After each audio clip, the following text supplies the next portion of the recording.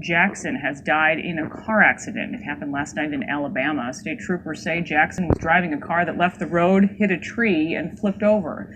Jackson was 36 years old. He played for the Vikings from 2006 to 2010. And our Mike Max covered Jackson during those years. Certainly some sad, surprising news here. Maxie. The day Tavares Jackson left this earth at the age of 36 in a one-car crash in Alabama last night.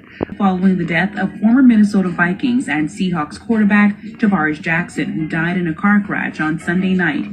Jackson was just 36 years old. Usain with Footballville Daily.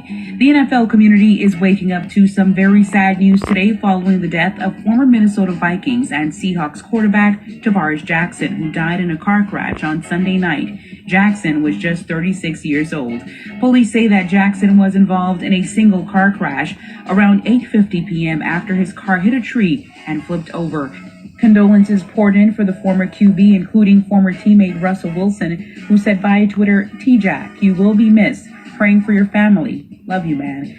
Todd, the man has won 87% of his games in Alabama. He's a 5-time national champion at Alabama, 6-time national champion overall. One of, if not the greatest coach in the history of college football, the one and only Nick Saban. How are you doing?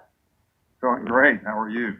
I'm doing great. Listen, before we get into any football conversation, because we have you here, you're doing detail, how formed and breaking him down. Before we get into any of that, I want you to discuss briefly this coronavirus situation has just invaded all of our lives globally, not just nationally. How are you dealing with it with your program?